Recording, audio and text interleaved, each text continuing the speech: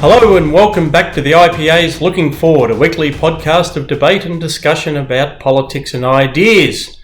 Welcome to our special remote studio or studios. We've got a big lineup today. You'll never guess what we're talking about. It's coronavirus and its many manifestations, including the financial impact that we'll be bearing for many, many years to come. I'm Scott Hargreaves, editor of the IPA Review. Don't forget this podcast is brought to you by the IPA. If you'd like to join or donate, please do go to ipa.org.au now. But first of all, let me introduce my co-panellists for today. First of all, my co-host from RMIT University, Dr. Chris Berg. Chris. Good morning, Scott. How are you? Good. Great to see you. If I could see you as such, I'm sure Saul will do one of those terrific cutaways. It'll be like we're in the same room. It's wonderful. And also joining from the Spencer Street bunker is Gideon Rozner, Director of Policy at the IPA. G'day, Scott. Yeah, hold up in Spencer Street, the towering inferno. Thanks so much for joining us. This it's been an amazing couple of weeks.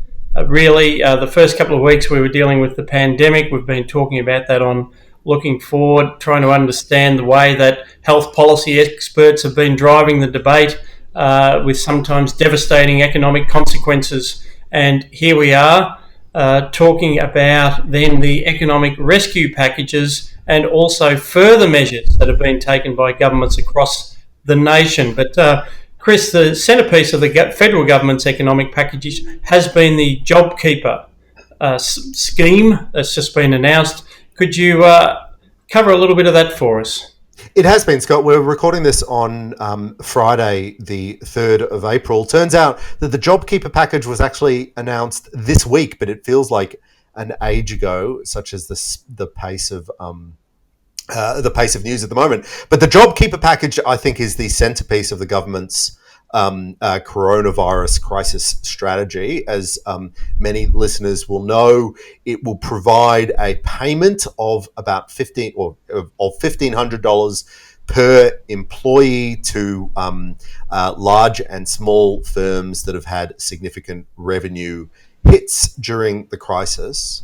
The argument behind this, and we should have a conversation about whether we think this is good policy or not, but the argument behind this is that the government is trying to hibernate or freeze the economy until the coronavirus crisis lifts. Now, I've got a bunch of issues with that and some pretty serious conceptual issues about the idea of freezing or hibernating an economy. But why don't I ask Gideon first? What is your first takeout when you heard about this policy?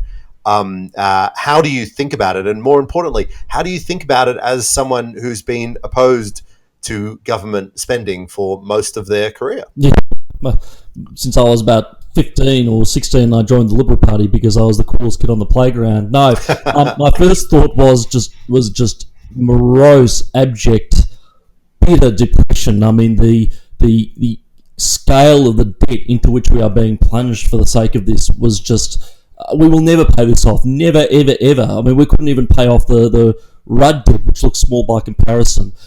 As for the package itself, look, I begrudgingly accept the need for it on some level, and I am of the view that, or have been of the view that a wage subsidy of some form is better than chucking a whole lot of people onto the dole, because it's a particular necessity in Australia, because Australia has industrial relations laws that make it difficult, more difficult than other countries, for people who have been long-term unemployed to enter the workforce. And there are various statistics showing that if you have been unemployed for a year, maybe, God forbid, 2 years, it's very difficult to get a look in because it's a red flag. It might cause issues with fair work, claims for unfair dismissal and all sorts of things if the person ends up being a dud. But all that said, look, is it realistic to expect businesses to go into hibernation? I mean, they might be able to pay people, effectively a restaurant, for example, that was going to lay people off, might be able to keep people on the payroll on this JobKeeper payment.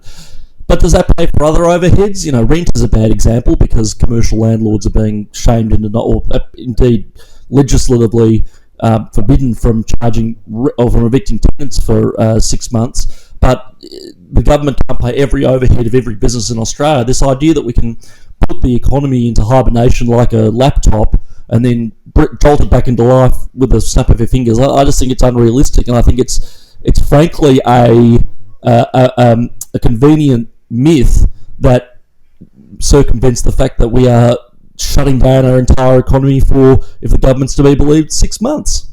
No, I think that's right. And the idea that you can, as you say, you put it into sleep to save the battery is obviously an absurd claim. The fundamental problem is that even if it was possible for the government to seriously freeze the economy, so keep everyone in place for 6 months, well, 6 months later or even a couple of weeks later, everything will have changed. My colleagues at RMIT and I had a piece on precisely this problem. It's very at a Medium, and we'll put it in the show notes.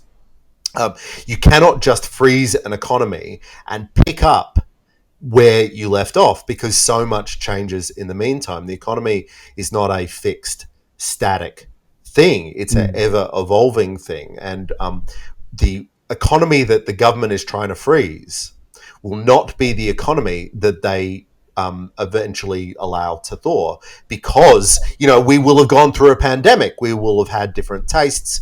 We will have had these huge changes in supply chains. There may have been a reduction in international trade. There may be really strong demand for some things and not other things. It's just obviously absurd. But having said that, I to the point of the JobKeepers package, I actually really struggle to think of what alternative model there is. Yes, we should be doing things like cutting red tape, and we should be cutting taxes and all those sort of things, but those are always true. What do you do when the government shuts down your economy? Because that's what's happened here, and we've talked about this in the past. This isn't a problem like the global financial crisis, where there was malinvestment and there were bad business decisions made, and so the crisis was a clearing out. In this context, the government has told us to shut our economy down. Yeah, and I've always said that, a few people say, libertarians, you must hate government involvement. No, global pandemics and genuine public health emergencies, not pretend ones like, sugar and salt or whatever the hell, genuine public health emergencies are one of the legitimate roles for the state. The state, in situations like this, can and should take drastic and unusual action to control the outbreak. And if that drastic and unusual action involves the businesses and livelihoods rendered unlawful by government edict, then the state has an obligation, I think a moral obligation certainly, to compensate people for, in effect, the the stealing of its property, the stealing of the profits that it would otherwise have. But so I agree that something needed to be done, but maybe, just maybe, we shouldn't have shut down our economy to the massive extent that we have in the first place. But that's something we'll talk about, I think, later in the show. Yeah, we certainly will get in.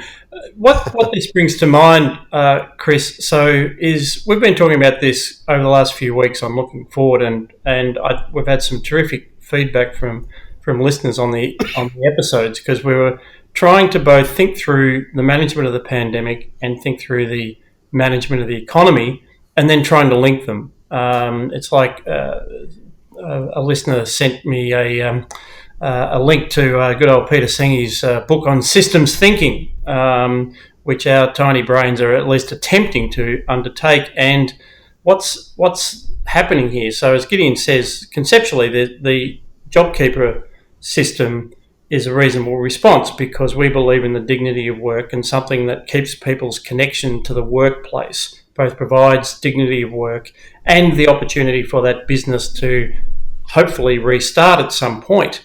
Now, not this hibernation idea is just a metaphor that's gone out of control, and it was started by a couple of academics. Sorry, Chris, but that this is the sort of thing that intellectuals do. They come up with company excluded, and then they become public policy. So, but what you have to do in systems thinking is really think through this model. So Scott Morrison has said 6 months. Obviously a very expensive scheme.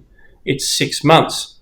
But when you look at it in the context of the pandemic, we have a paradox operating here, which I I don't think is being discussed, even when people talk about the difference between flattening the curve versus short, sharp shock, or ignore it and hope it'll go away, that the more successful the current lockdown is, the fewer people in 6 months' time will actually have immunity. The better we are at the moment of containing the transmission of this virus, the more risk we will have in 6 months, as opposed to some other kind of scenario in which it actually got out of control and had done terrible things, but at least there was an immunity in the population. So my concern is that this very expensive scheme, which we can barely afford, $130 billion. Can't afford it. We're borrowing money to fund the damn thing. That's right. We're on our way to $1 trillion in debt, as IPA researchers showed. And this is my concern, that there's no thinking about how do you come out of this. And what I find it very hard to imagine a scenario which in 6 months' time the tap just gets turned off. How will that actually work?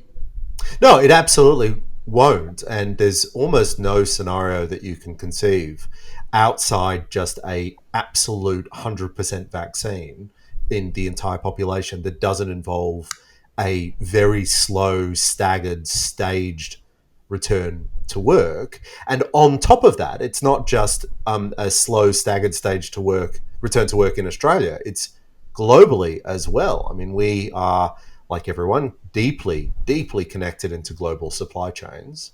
And there is going to be some very very different approaches. There's going to be some very differently timed returns to work. This is going to take a very, very long time. Now, I suspect, though, that our staged return to work will be sooner rather than later, in part because I just don't see how the economy can survive the problems that we're throwing at it right now, but also because once you go into these maximum lockdowns, as we have, then it's quite it should be quite clear and quick to see whether they are functioning as we desire. So hopefully in the next couple of weeks we can see a really clear response to the shutdown.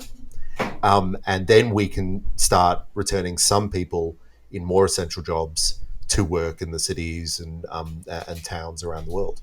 That's quite right, Chris. The only question I have over that is I don't much like the language of essential and non-essential when it comes to the economy. I understand it in the context of the health system where you talk about essential workers, but the economy is such a interconnected beast. For instance, we've seen lines of trucks now piled up at state borders. These are elementary aspects of interstate commerce. How's that goddamn toilet paper going to move around? I don't even know. I think it's made in Victoria. Does that mean that in far north Queensland they're not going to have toilet paper? So we must, and this is the thing, no thought. I've got a piece which I hope to have published soon. You're not the only one writing away furiously, Chris. Making the point that all of our best and brightest minds are currently working out how to lock Australia down. That's actually the easy bit, as we've seen. It's a complete ratchet effect. You know, every notch moves forward quite easily, but there's no plan for getting it back. We should have the best and brightest minds working out how can we bring people back to work in a managed risk environment, because it'll be only about managing risk. There is no zero risk environment here. We are going to have to bring people back to work in an environment where, absent some kind of miracle cure, people are going to be at risk of this damn thing, because otherwise, as we've discussed, there won't be an economy to come back to. No, that's right. And what we're going to face is once we go off these JobKeeper supplements, or once the people who are on these JobKeeper supplements, the government releases the support, I think that is one of the most dangerous times for the economy, because that is when we realise that those firms that we've been propping up through government funding, well, they don't really have customers, or tastes have changed, or the needs and demands and preferences have changed. There's going to be a very bad economic adjustment, or very challenging economic adjustment, because of the disruptions of the pandemic.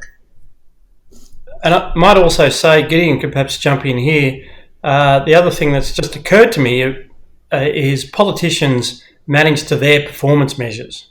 not ours, not those of voters.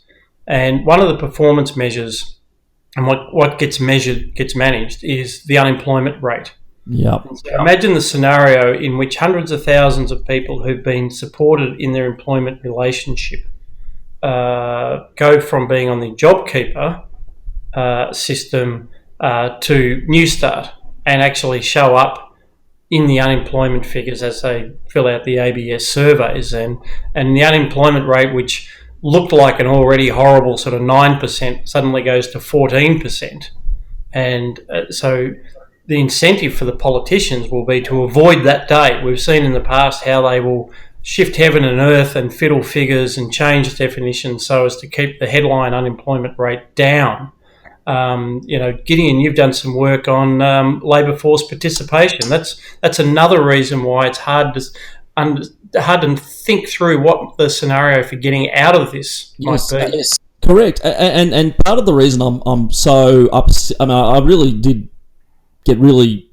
It was a shockingly confronting sight seeing those lines on Centrelink, because we've had a job crisis in Australia for quite some time. As you said, the unemployment rate, firstly, the unemployment rate is skewed anyway. You're counted as being employed if you work for an hour a week. That may be technically employment, but it's at the very least severe underemployment. But as you said, one of the first things I did for the IPA, in fact, was a work that was modelled on a similar study by a bloke named Nick Eberstadt from the American Enterprise Institute, which was looking at the underlying true nature of unemployment. That is, unemployment only measures people who are in the labour force. So you have to either be looking for a job or in a job or looking for a job to be counted as unemployed. If you've given up for whatever reason, you're not counted. Anyway, that's a roundabout way of saying that we have a combined youth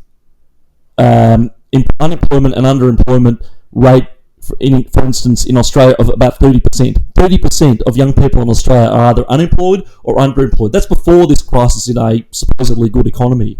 So you're right, there will be this impulse by politicians to sweep this under the rug by keeping people technically employed. But yeah, in a way, if they end up going back to a business, as Chris said, with no customers and no viability after this is over anyway, then really what's the difference between the job keeper and the job seeker allowance? It's about $400, in fact, $1,500 a week versus $1,100 a week.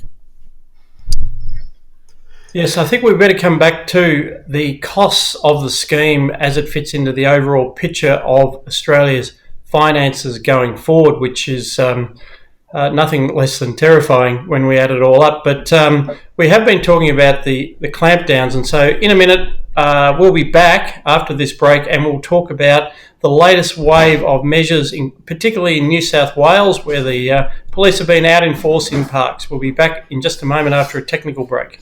Now, all over Australia, state and federal governments walk out of their National Cabinet teleconference hookups and have been announcing new measures, new social restrictions, almost on a daily basis. It's slightly different in every state.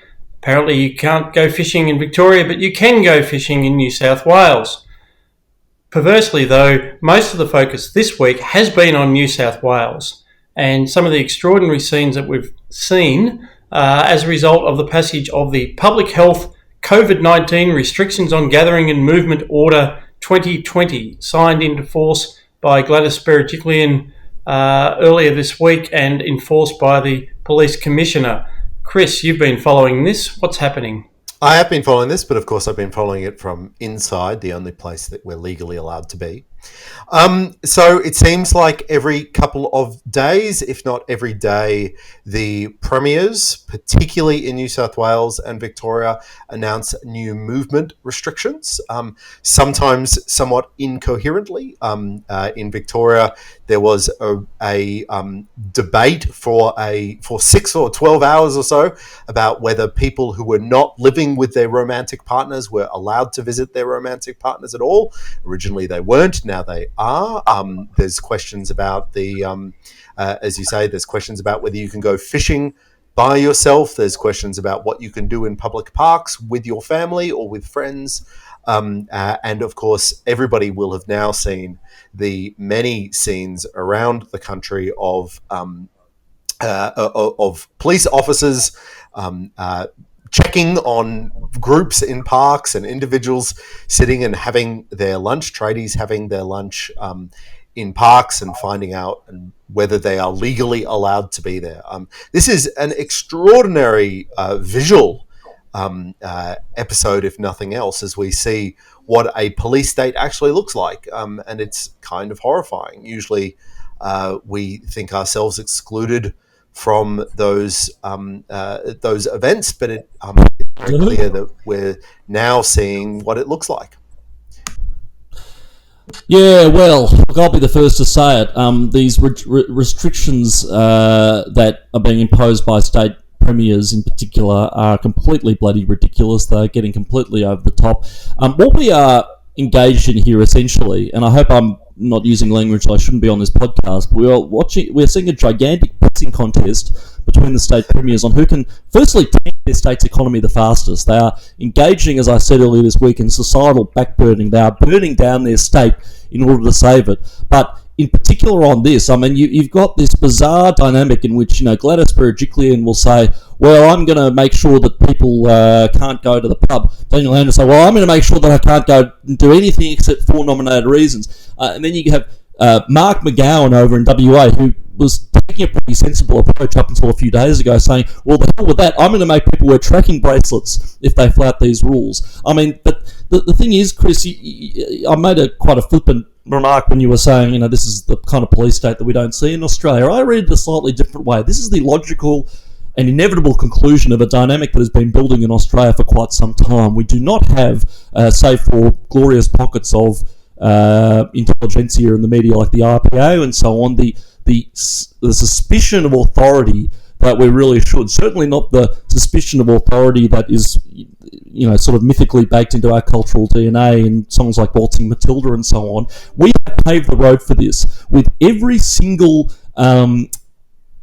example of government overreach and threats to our liberty that seem small and insignificant but are like the old frog in the pot boiling metaphor.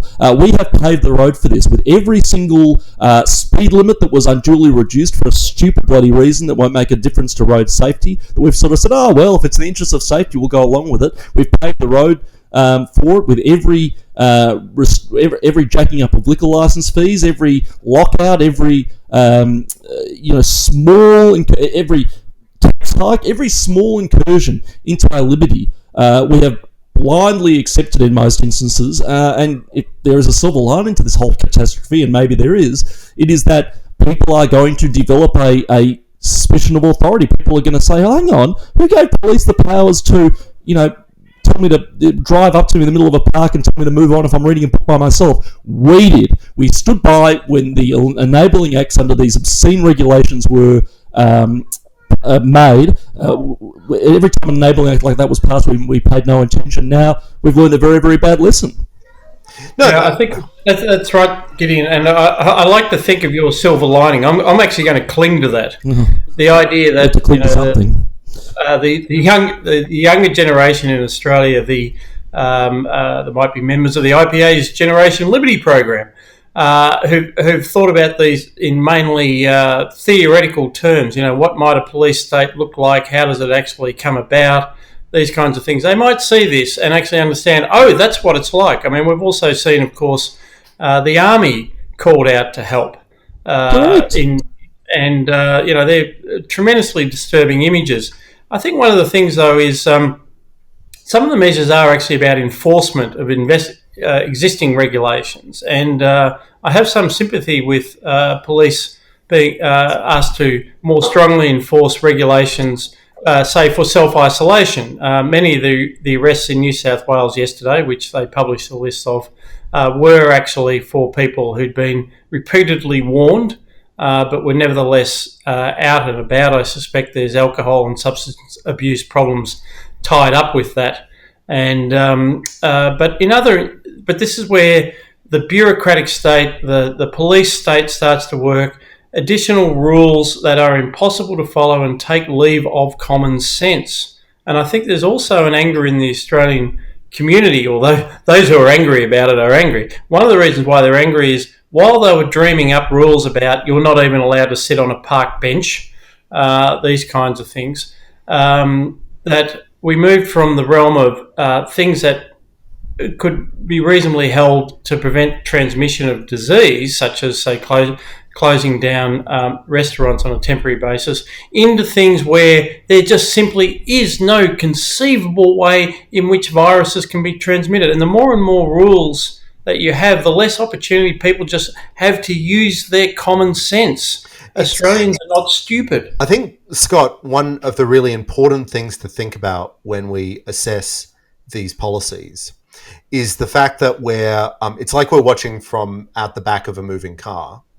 It takes 10 to 14 days for us to know whether any given intervention has been successful, because it takes time for someone to be infected. It takes time for them to get the symptoms. So then it takes time for them to get tested. It takes time for the results to come through as well. And so every time that the government increases these restrictions, we have to remember they are doing so not knowing whether the previous set of restrictions have actually been successful. So because they're updating them every 24 hours or 12 hours or what have you. So Daniel Andrews has come out with even stricter rules around exercise today on Friday, which add to the rules that he announced on Wednesday. Well, if you look back 10 days ago, or 12 or 14 days ago, that was when the original ban on non-essential work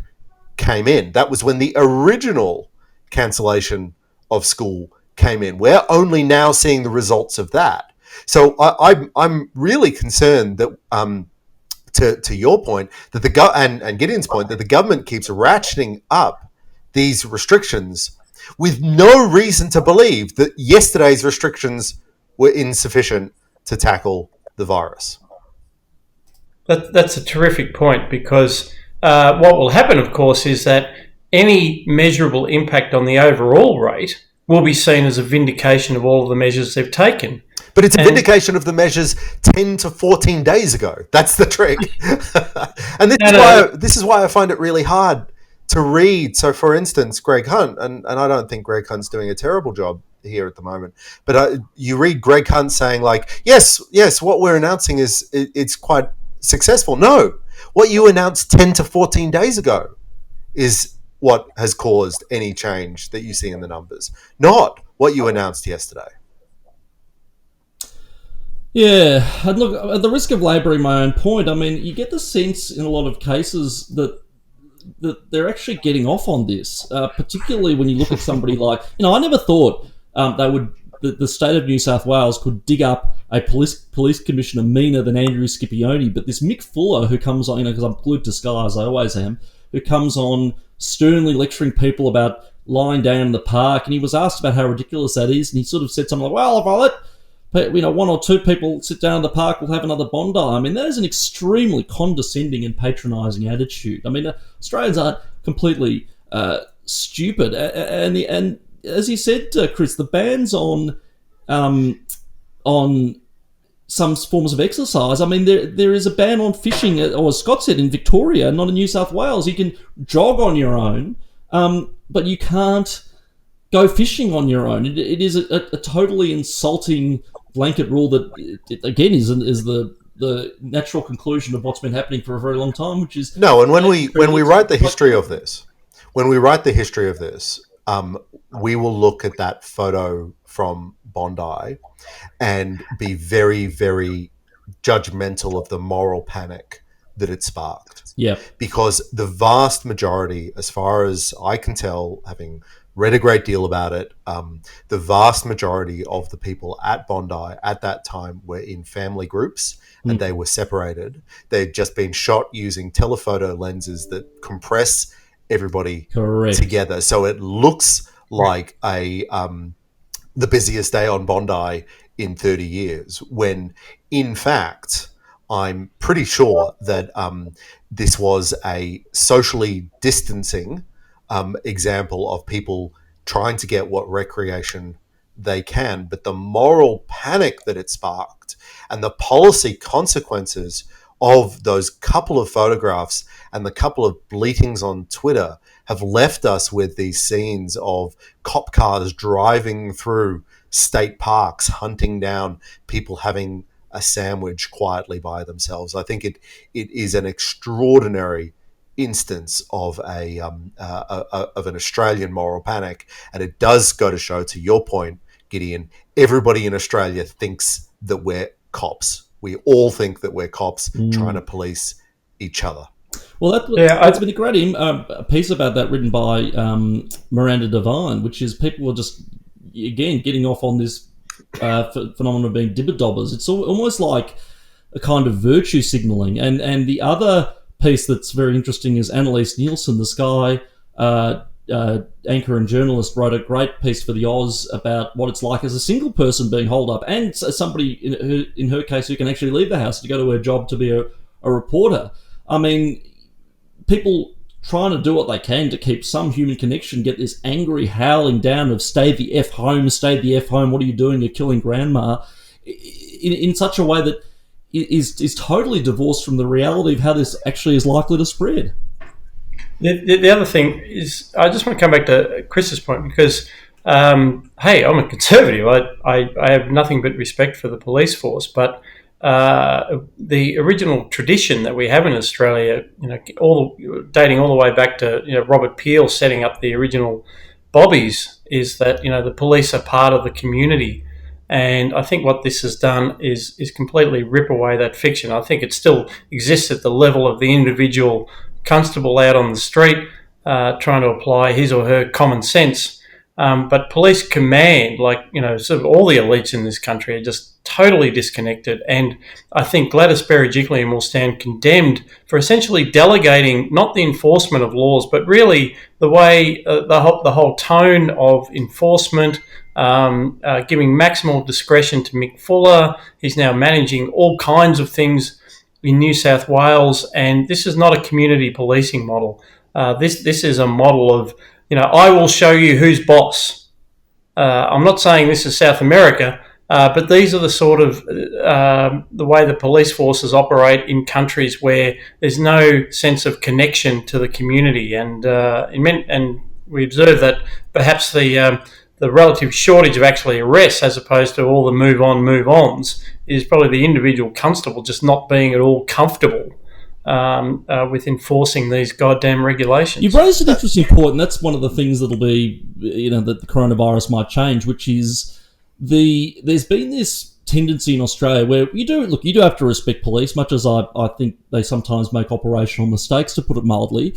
These are people who put their lives on the line for public safety, and Australians rightly have a respect for the police force and what it does and its role in a ordered society, but that too often gets conflated with the need to go along with each and every instance of power that police and indeed other law enforcement agencies, particularly around terrorism, want. If you don't support these powers for police, you don't support the police. How can you not support the... So I hope after this we're able to divorce respect for people who genuinely provide a necessary public service and do make sacrifices with the need to have legal oversight of those things. And in particular, I really do hope that people look at the behaviour of individual police members driving up to men and women lying in the park and moving them on. I hope they look at that and then think, is it really such a good idea to give police the power to strip search children at music festivals? Do we really trust each and every member of the police force to know when it's appropriate to strip down a 12-year-old girl and make her squat and cough? These are the questions we have to now consider in the wake of this. It's sort of put a distant issue for a lot of people on the public radar and the public consciousness. But I think that's right, and we should always. It's not enough to pass a law. You've got to think about how that law will be enforced by a panoply of people, some good, some bad. But I don't think that we should ever ignore the ultimate responsibility held by the political class or by our elected politicians for choosing to require the police to enforce these sorts of laws.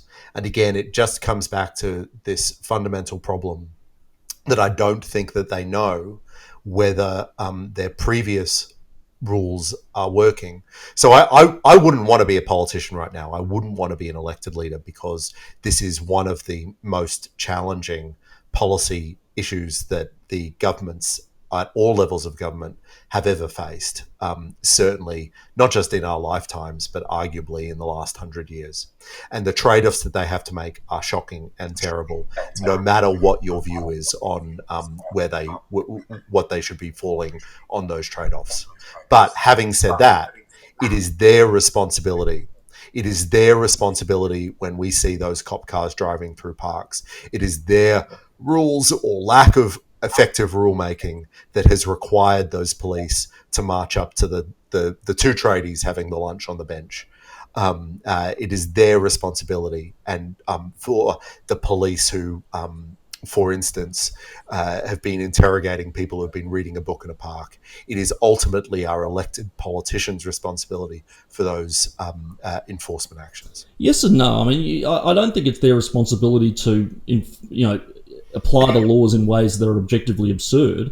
I mean, we can't let police off the hook completely. It's just as Brendan O'Neill, no, it wasn't Brendan O'Neill, it was somebody else at Spike, wrote this week. If you give, or maybe it was Brendan O'Neill, but if you give police wide powers, and of course you're right in that the political class has to own and accept, and the buck stops with them in terms of these powers. But if you give it to them, of course a few of them are going to over interpret these rules and throw their weight around. But that shouldn't forgive the fact that the attitude, as I said, I just go back to these images of Mick Fuller. He just seems to be enjoying this. This is for the public health brigade, for various organs of the state. This is like Christmas for them. I really do.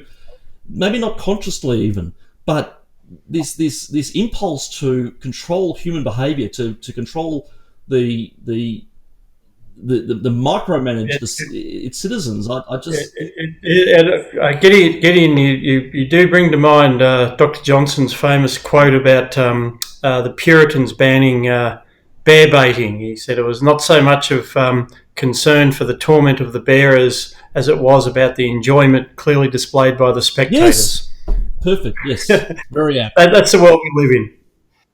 We will be back with more looking forward after this short break. Welcome back. It's time for the reckoning. We're already seeing the economic costs mount up. In our first segment, we spoke about the JobKeeper program, but just before I asked Dr. Berg, the Doctor of Economics, I think, I'm just going to read out some of the things that we're talking about. There's been a $40 billion discretionary fund set up for the finance minister. There's $14 billion worth of extra welfare payments that have been authorised for students, for New Start recipients. We're looking at $31 billion worth of programs for employers, not counting the JobKeeper program, but they're about temporary relief for distressed businesses.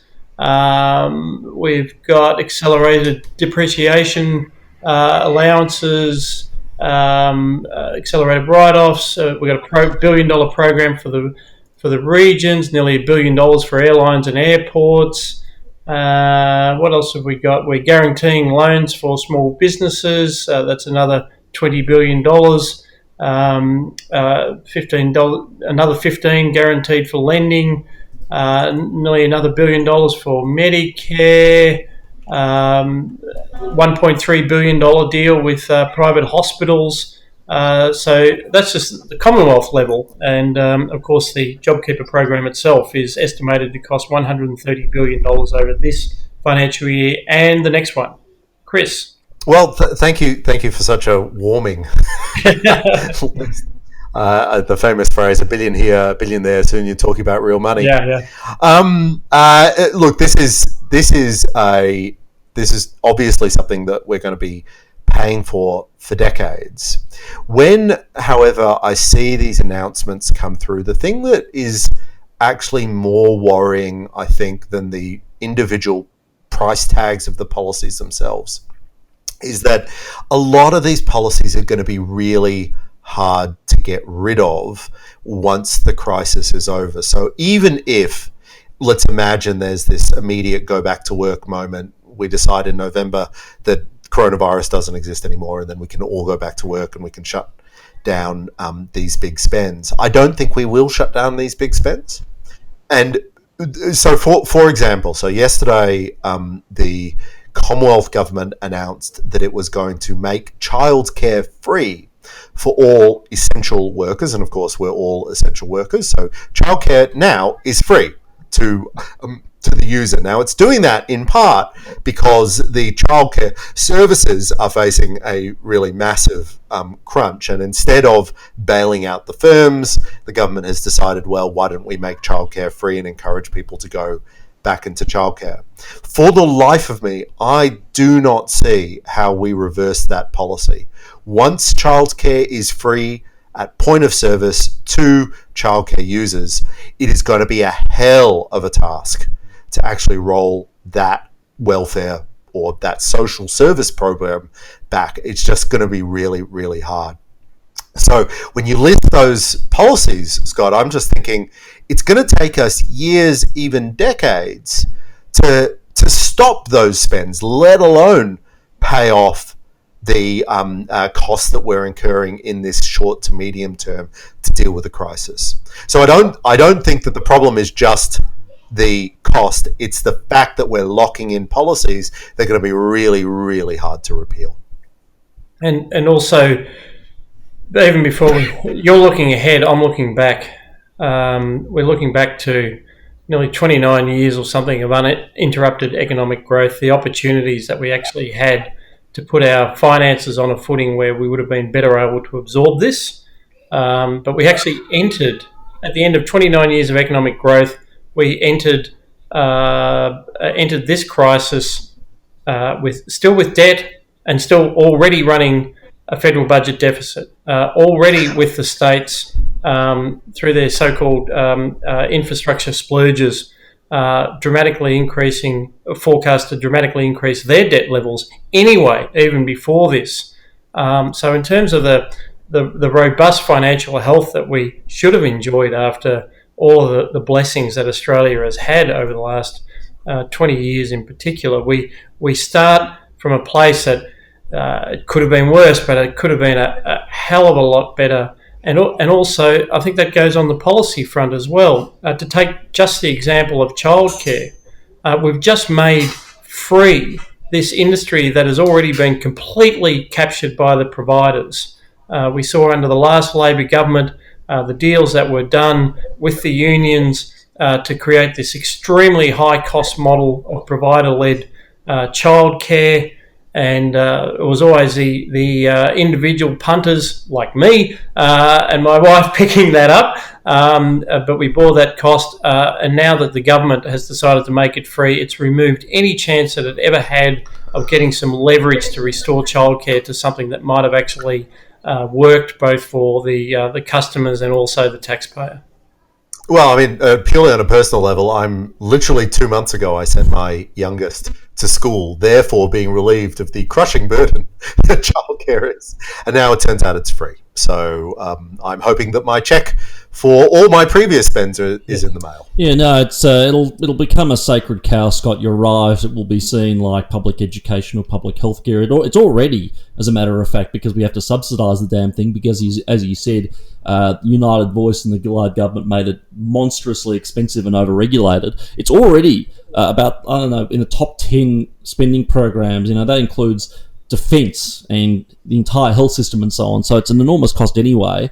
But the point has to be made, and I appreciate this is separate from Corona, but what the hell, we talk about it enough these days anyway. I mean, we're really that much better off since we've made the move to early childhood education. What used to be called creche or daycare is now early childhood education. But NAPLAN results are going down, PISA results are going down.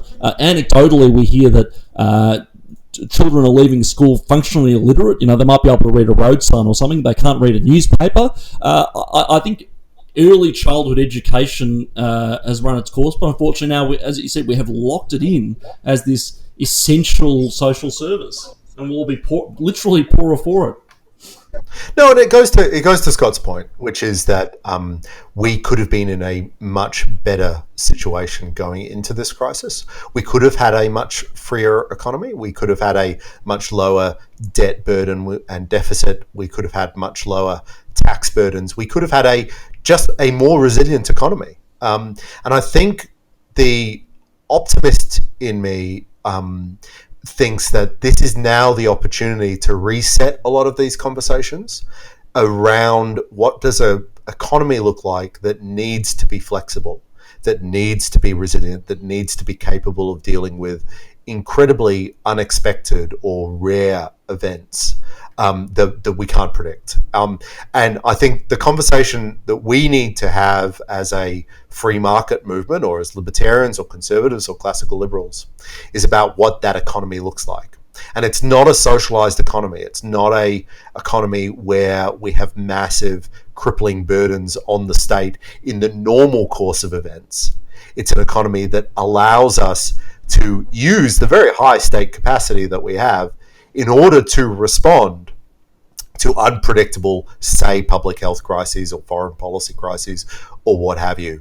But otherwise is focused on making sure we are as rich as possible and therefore as capable as possible to deal with these unexpected events. Yeah, and look, that's an interesting contrast because one of the few good things to come out of this is that the government, particularly state governments, are waiving various taxes and fees and so on. Even liquor licensing is being waived. I mean, I can guarantee you now that will not last post this crisis. They'll whack that on as soon as they possibly can, aided and abetted, I might add, by big public health and all the other villains who don't want to even do it as a revenue raising measure, but to stamp out problem drinking and so on and so forth. To the extent that works, not at all. No, I think that's right. And what we're seeing is some covert deregulations. So in some instances, so while the police are patrolling our parks, at the same time, we're seeing deregulations and regulatory reductions in very strange parts of the economy. Now, obviously, we're seeing some regulatory reductions in things like medical devices and testing and so forth because quite rightly, governments have realised that the incredible burdens they impose on medical innovation are actually harming and making it, the really significant health consequences right now.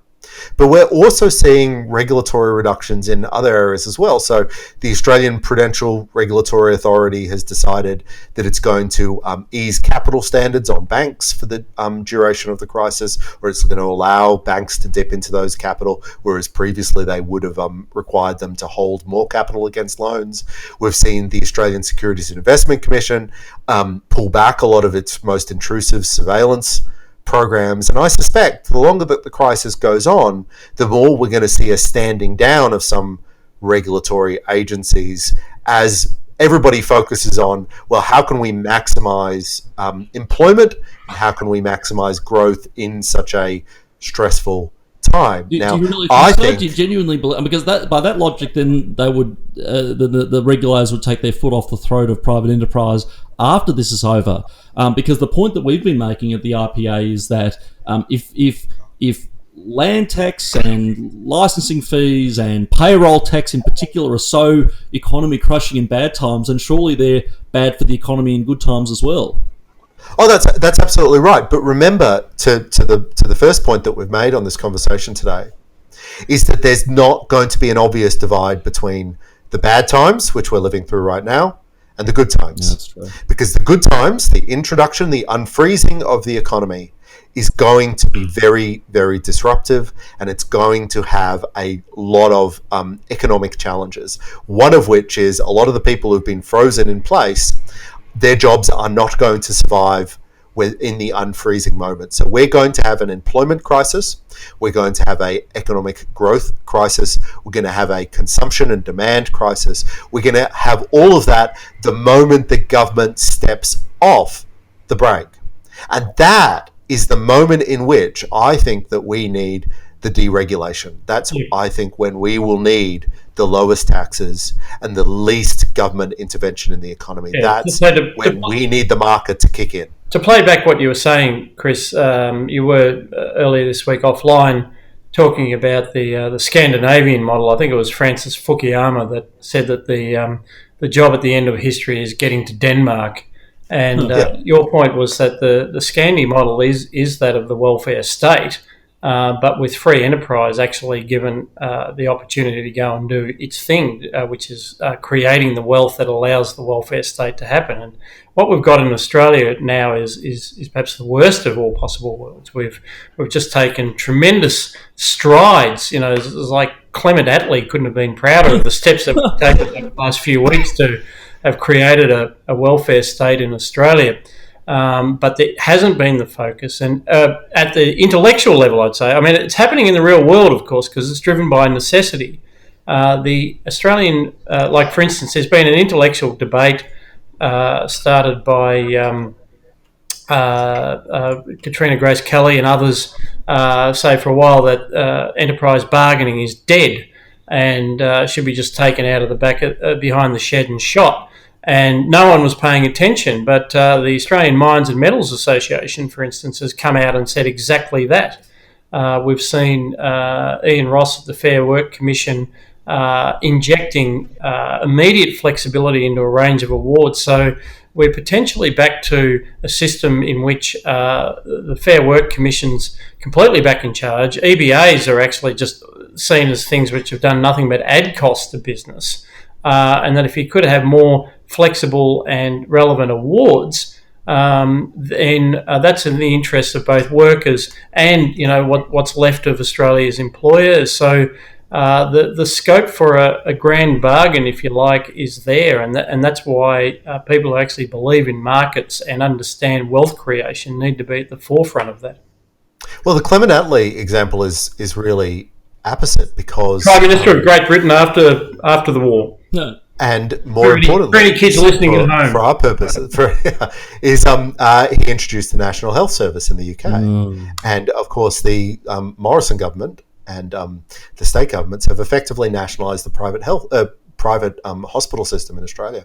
So I mean, one way to think about this is, as you're saying, we're moving to a Nordic model of welfare. So I think I'm very skeptical that in the short term or medium term we're going to be able to do things like get rid of childcare subsidies. I think it's going to be very, very challenging to roll back the JobKeeper program, primarily because of that disruption that I've been talking about. But on the other side, what we'll need to do if we're going to be able to afford that and if we're going to continue to have a dynamic market economy, I think we're going to have massive deregulation on the other side of the economy. I think we're going to need to be, we will survive as Denmark, but we'll only survive as Denmark if we have a very free, very open and very capable economy able to give us the growth that we will need to fund those heavy welfare programs. Now, I think we're going to spend the next decade or two trying to roll back those programs. But in the interim, for the next decade or two, in the interim, we're going to need a much less regulated economy so that the private sector can give us the growth to fund those programs. Do you really see that happening politically? Do you really see the Sally McManuses of the world saying, well, geez, we better agree to a pared down Fair Work Act? Do you really see all the rent seekers, all the vested interest, the renewable energy racket? Do you see we've seen it before. So Gideon, we have seen this before. And if we start to take in the 80s and even at the end of the Second World War. I mean, we do see these instances of new grand bargains around what the economy looks like. They are hard fought and they are hard to win and they are highly contentious. But we are right now experiencing a once in a century economic disruption. This is the opportunity for us to do that.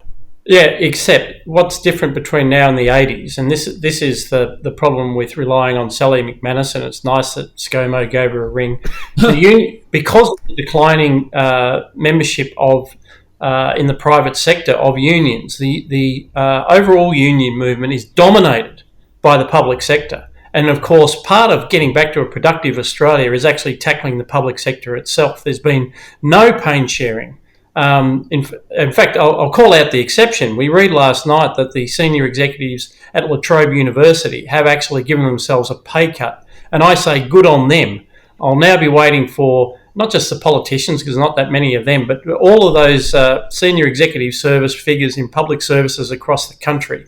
I'm looking for them to put their hand up for the pay cuts. I'm actually looking to do something about the wage roll. In Queensland, they were heading for an overall wage roll increase of nearly 5% over the coming year as a result of both adding to the public sector and giving them pay rises along the way. So, and you can't do a grand bargain with Sally McManus, because it's all those public service unions that have zero interest in a productive economy. It'll actually be the unions, the AWUs, God forbid, the CFMMUs, and so on, that actually have some interest in those parts of the economy where wealth is actually created. The Morrison government has got to understand it's not the loudest voices. It's actually the people that create wealth that they need to be talking to. That's right, and that's what we are going to be facing for the next decade. I mean, this is. We have already a vision of what the free market movement has to do for the next 10 years. And it's rolling back. It's rolling back some of the interventions that have been introduced in this short couple of weeks. It's deregulating the economy so that we can afford those interventions. And it's rebuilding the economy so that we're in a much better position to deal with the next crisis, regardless of what that crisis is. And we can certainly expect one. We'll be back with more after this break. That's enough about social and economic Armageddon. We have come to that part of the program where we share our books and culture picks, what we've been reading, watching and listening to. Chris, what have you been escaping to? So I have been very much escaping. I have, or we have been watching, because my wife has required that I watch this show, a romantic comedy anthology on Amazon Prime called Modern Love. I don't want to defend this very much because it is very, very light watching. But it is light entertainment for dark times. So I thought it was worth briefly talking to the audience about. So what it's based on a weekly column with the New York Times, which has the Modern Love column, which has a reputation of some unusual relationship advice and some unusual stories about relationships with people who have, let's just say, non-traditional structured families, polyamorous people, lots of complex adoption stories and all that sort of thing. So there's a lot of love is love going on.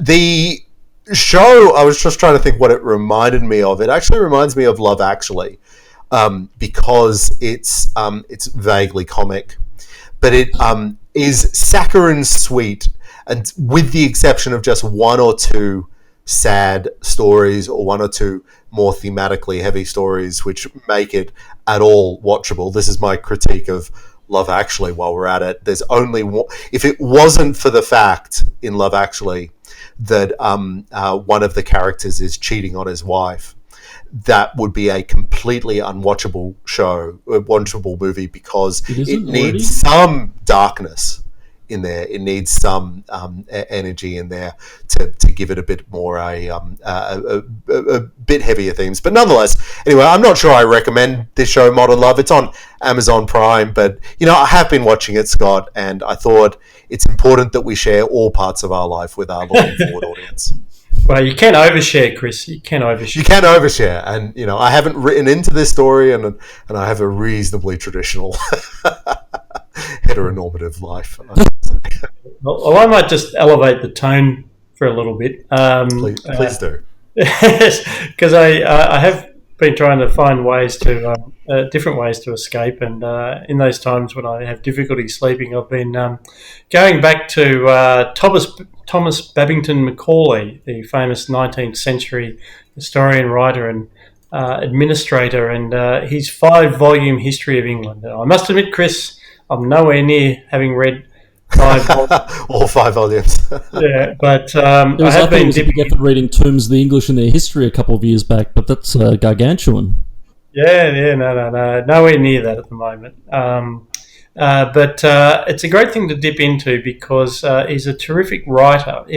His intent basically was to combine, the cadences almost of Gibbon's Decline and Fall of the Roman Empire, and terrific Baroque sentences, and bringing the characters to life and all this kind of thing, whilst having a lot of facts and figures in there. And I thought it was relevant for two reasons. One of which is the bits that I'm reading are really about the lead up to the Glorious Revolution, when the Stuarts, Charles II, and then King James were centralising power in their own way, and James in particular tried to overturn the settlement that Britain had reached, and it led to the Glorious Revolution, the installation of the Hanoverian kings ultimately, and the Britain that was created in the 18th century and was really part of our heritage.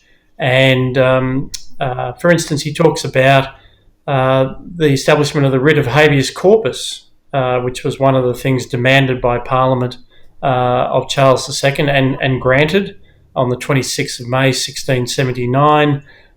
He also said that was a red letter day because that's the day the original act that restricted publishing and required works to be licensed actually expired, and because Charles had just called an election, that act lapsed, and so England had a free press for the first time. So writ of habeas corpus in that time, free press, and then the Bill of Rights after the Glorious Revolution. I feel like maybe a future Macaulay will look back and say that the sort of the golden age of Anglo-Saxon liberty was 1688 to 2020. I hope that is a remarkable way to interpret what is the classic work of Whig history, the Whig history that is unfairly caricatured to suggest that everything tends to get better over time, or at least the arc of history moves towards a sort of liberal constitutional order with the rule of law and individual rights and even economic freedom. And so you're reading Macaulay thinking to yourself, like, yep, the Whig view of history, it did get better for a while. And now it's going all the way downhill. So it's the rise and fall of Whiggism is the history that will have to be written by one of our generation Liberty members when they graduate with their... Things inevitably get better until suddenly they definitely don't. Yeah, they can write it from house arrest or from some sort of public health gulag that we'll end up with after this is all over. There's a cheery thought. And I think, Gideon, you will definitely be first up against the wall when the revolution comes. I'll be the first political prisoner for the almighty, medico-ocracy that we'll live under very soon. So I have been reading a book that the great Anthony Capello sent me a little while ago. Again, one of the perks of this job is you get showered in free books. So it's a book called Zionism, A Concise History by Alex Rifkin. It delivers exactly what it promises. It is a concise... the book's only 200 pages, but it is a very engaging history of Zionism and interesting...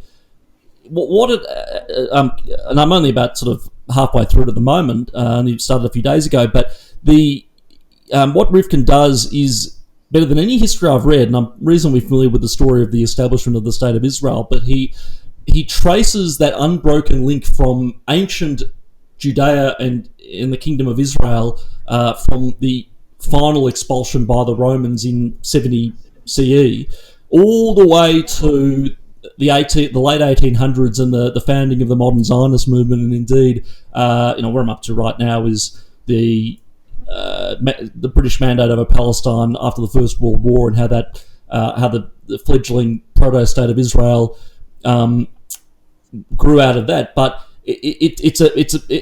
Rifkin's a very deft historian. He's a very good writer. And one of the most interesting parts of it that came out for me was the role of the British and the British Empire in creating Israel. And it chronicles Theodor Herzl and the early Zionists in Europe, in continental Europe, trying to initially appeal to the Kaiser of Germany and the Tsar of Russia on the basis that, and they were partly interested in the Jewish nationalism project and the Israel project on the basis that, well, we don't want the Jews in our country, so yeah, sure, we'll support giving you a tract of land where you can all go and be among yourselves and get out and stop leeching off blah blah blah, whatever the anti-Semitic tropes were at the time.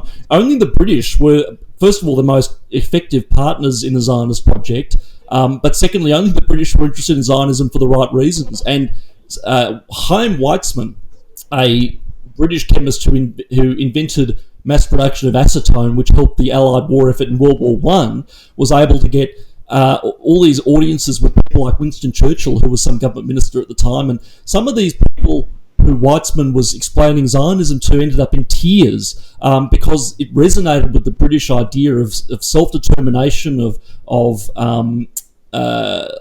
basic rights, and of the I guess the Christian ethic of returning to Zion, which gave us indeed the Christian Zionism movement. So a very, very interesting book, and something that'll be a sort of a square peg round hole effort for me, writing a review for the IPR review. Linking Jewish nationalism with ideas of liberty and freedom, all the rest. But that work or that challenge has been made very, very easy by Rifkin's excellent historical chronicling of the 2 millennia of Jewish nationalism. That does sound like a fascinating book, Gideon, and it reminds me of a book I read by Michael Oren, who was born in America, shifted with his family to Israel, and later became ambassador to America. And he talked about Americans' deep interest in Israel over virtually since its founding, at least those who were manifested by an Old Testament, the Christians who were manifested by this Old Testament interest in the ancient land of Israel, and were very supportive ultimately of Zionism. And it's amazing just how lucky, in a sense, it's not often you get to say that about the Jews in history, but to go from a world dominant power like Britain, and then for the torch to be passed to America, to go from one essentially philo-Semitic country to another, which gave them the chance to establish themselves, and now they can sort of do it on their own. But they really needed that help at the start. Yeah, well, they needed a colonial power to actually grant the land, because it was at the time of modern Zionism's birth, it was under the control of the Ottoman Empire, the Turks, and it was a twist of fate that the British, who had already committed to actually building a Jewish national home in that area, were given the mandate over what was then known as Palestine. So if it had ended up in the hands of the French or something, history could be very, very different. That's right. Exactly, yeah. And that was under the League of Nations. Remember that? That's true, yeah.